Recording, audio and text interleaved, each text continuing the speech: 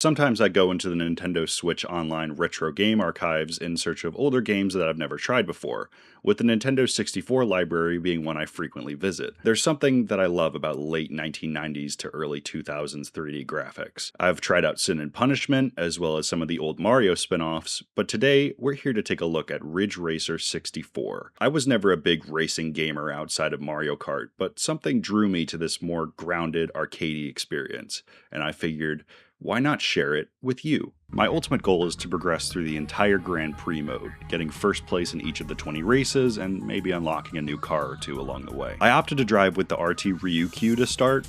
There were other options present with higher top speeds, but I was drawn to the exceptionally high handling and grip stats. The first two races went by without any issue. I was operating using my very limited pre-existing racing knowledge, basic stuff like taking the insides of curves to travel more distance quickly, especially since maneuverability is the primary strength that my car model has. I was considering alternating between first-person and third-person perspectives every few races for some visual variety, but I quickly realized that third-person is way more challenging for me. I was bumping into walls and other racers way more often. So, first-person it is. One of my favorite visual effects in the game is the motion blur on the head and tail lights of each car.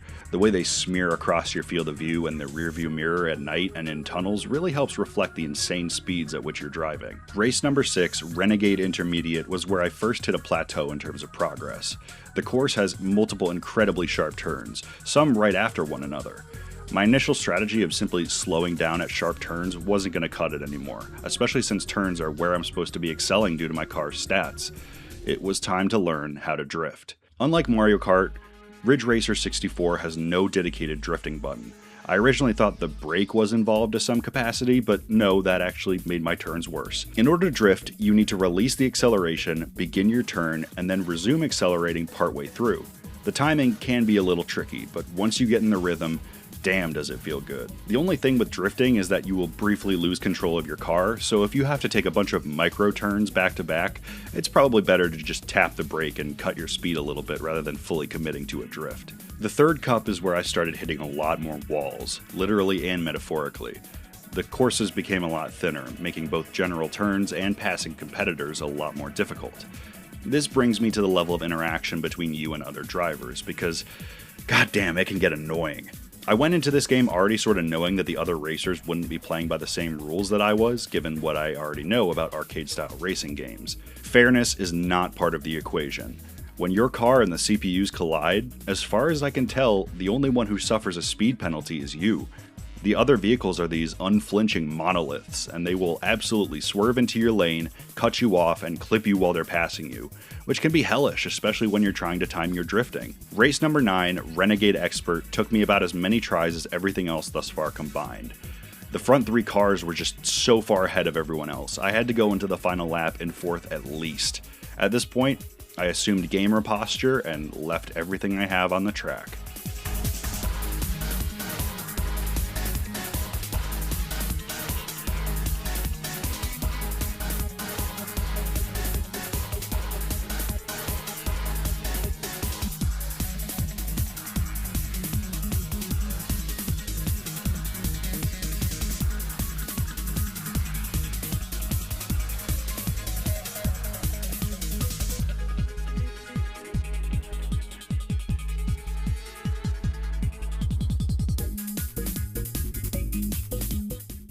So I finally took home the 3rd trophy and wait, why are the credits rolling?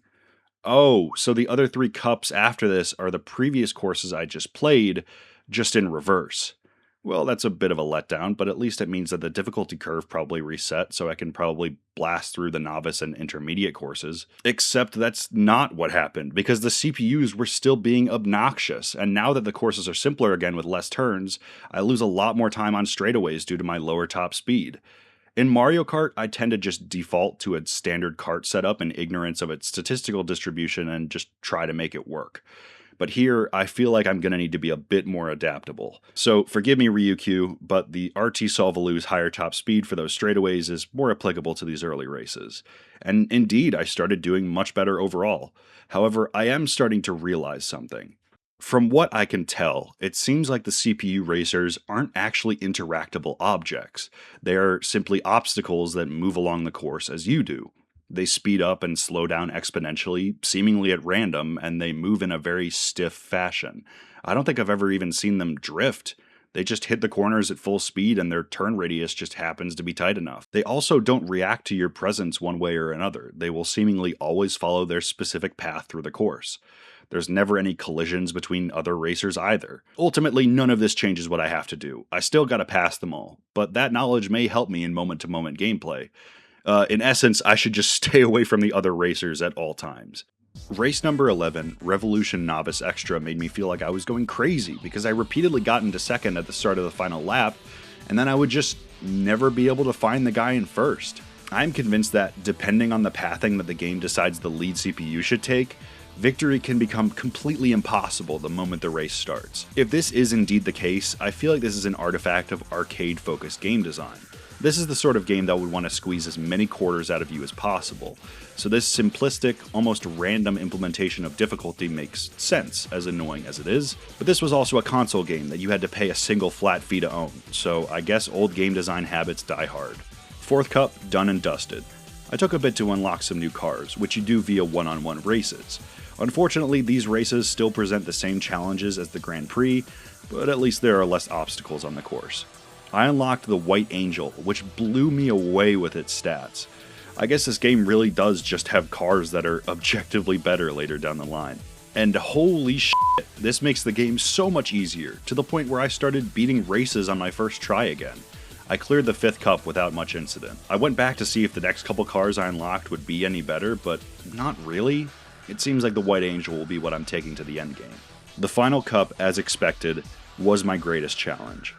The opponents were faster and behaving in ways that can only be described as supernatural. I kept cutting my lap times down, but once I would get into 3rd place, I couldn't even get a visual on the 2 frontrunners. The gloves were off. The game expects perfection from this point forward.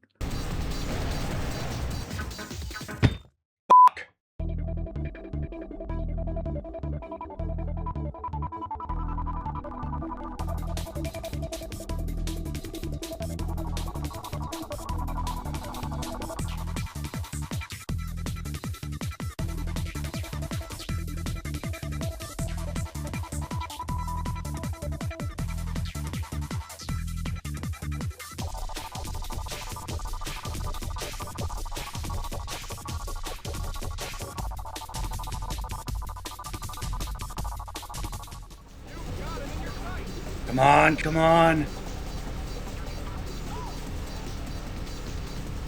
Yes! For race number 17, it was a photo finish.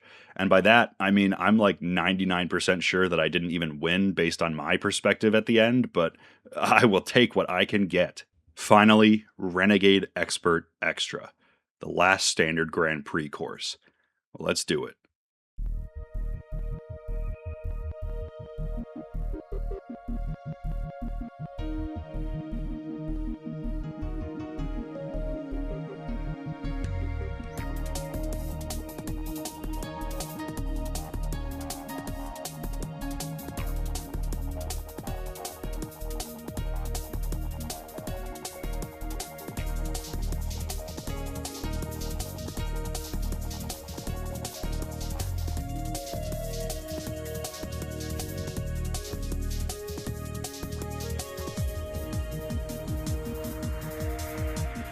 It comes down to the final turn, but I ultimately pull off the drift and slide into first.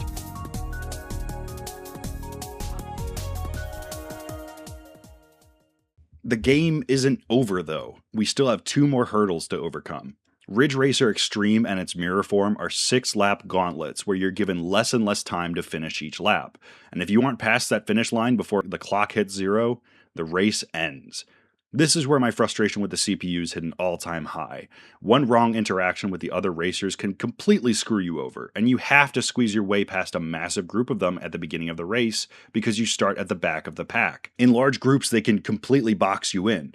Here, it's more obvious than ever that it's not a bunch of racers versus one another, it's everyone versus you. Funnily enough, there's this one driver who starts with you at the back, and you will not pass them unless you drive immaculately. This is your measuring stick, and if you fall too far behind, just restart.